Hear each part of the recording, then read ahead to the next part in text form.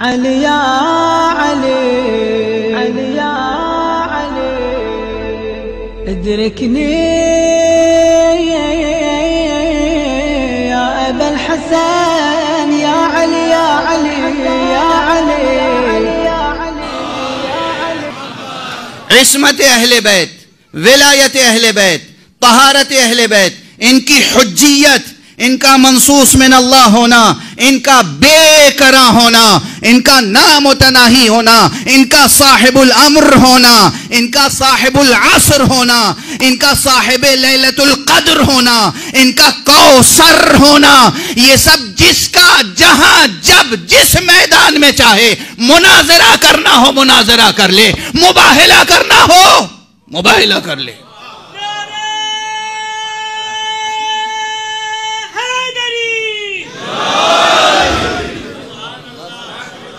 خدا کی قسم یہ بی بی وہ ہے، میں لفظ مباہلہ خاص طور سے اس لیے استعمال کر رہا ہوں، بدر سے لے کر تمام جنگیں فتح کرنے کے لیے تو علی موجود تھے، مباہلہ وہ خاص میدان تھا جو زہرا کی آمد سے فتح ہوا ہے۔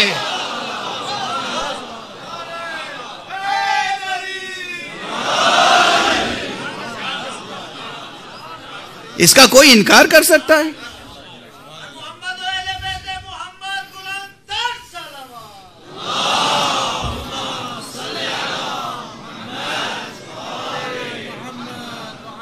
بھائی جو اہل علم ہیں، اہل فضل ہیں، ان کے لیے تو یہ سب صرف تذکر ہے، لیکن اگر کوئی ایسا فرد ہے تو اس کے لیے میں ذرا سی وضاحت کر دوں کہ تاریخ میں کیا ہے۔ نصارائے نجران مدینے آئے، حضور سے ملاقات کی، اور پہلے ہی دن حضور کا جلال بھی دیکھ لیا، جمال بھی پہلے ہی دن جب آئے زرق برق لباس پہن کر تو حضور نے جلال کا اظہار کیا۔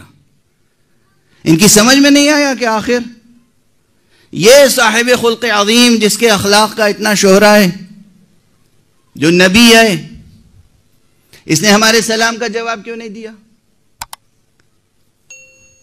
تو بس اصحاب اتنے ہی رمز شناس و مزاج شناس نبوت تھے کہ کسی کو جواب سمجھ میں نہیں آیا۔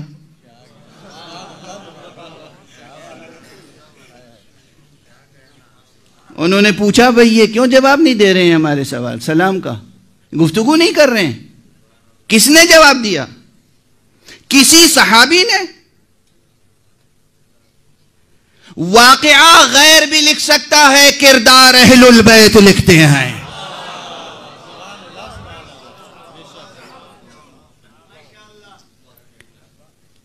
جواب سلام نہ دینا واقعہ ہے، کیوں نہیں دیا، اس کے پیچھے کیا حکمت ہے، اس کا کیا اثر مرتب ہوگا، یہ کردار ہے۔ واضح ہے، جیسے میں نے مسکراہٹ کی مثال دی تھی ویسے یہاں غضب کی مثال دی ہے۔ مورخ یہ لکھ دے کہ نصارائے نجران آئے، رسول نے سلام کا جواب نہیں دیا، واقعہ ہے۔ اس واقعہ نگاری سے کچھ حاصل نہیں ہوگا، کوئی درس حاصل نہیں ہوگا، انسانیت کو کوئی فائدہ نہیں ہوگا جب تک کہ کردار سامنے نہ آئے۔ کردار کون سمجھائے؟ کردار تو وہی سمجھائے جو نفس کا مرتبہ رکھتا ہو۔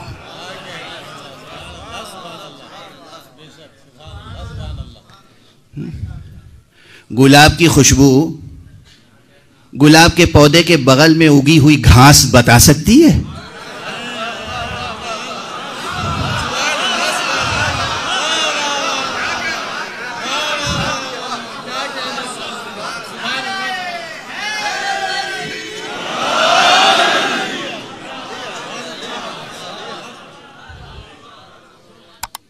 مجھے ویسے سیر اور سیاحت کا بہت شوق نہیں ہے، کیونکہ ساری دنیا کی سیر و سیاحت کتب خانے میں بیٹھ کے کر لیتا ہوں،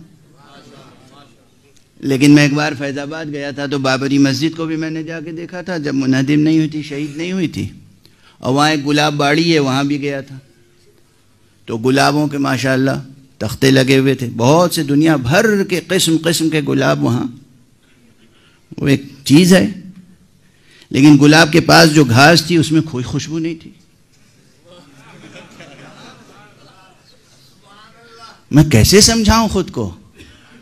ارے یہ رہا گلاب، یہ رہی گھاس. بعض تو اسی گلبن کی جڑ سے روئیدہ ہوئی ہے. معلوم ہوتا ہے کہ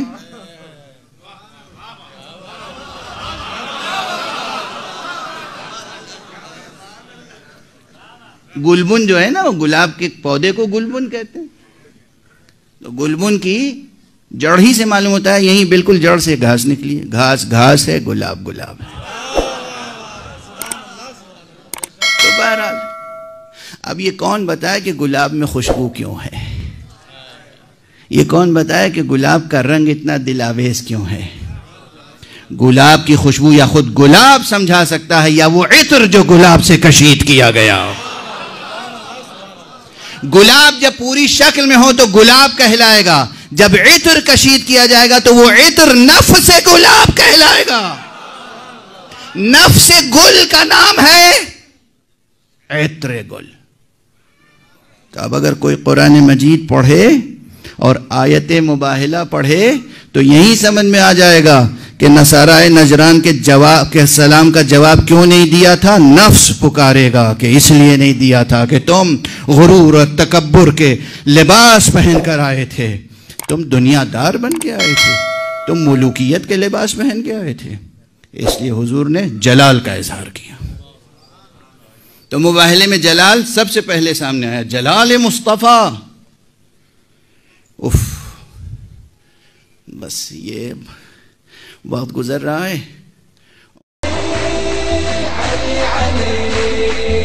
نور الهداية وخير البرايا، نور الهداية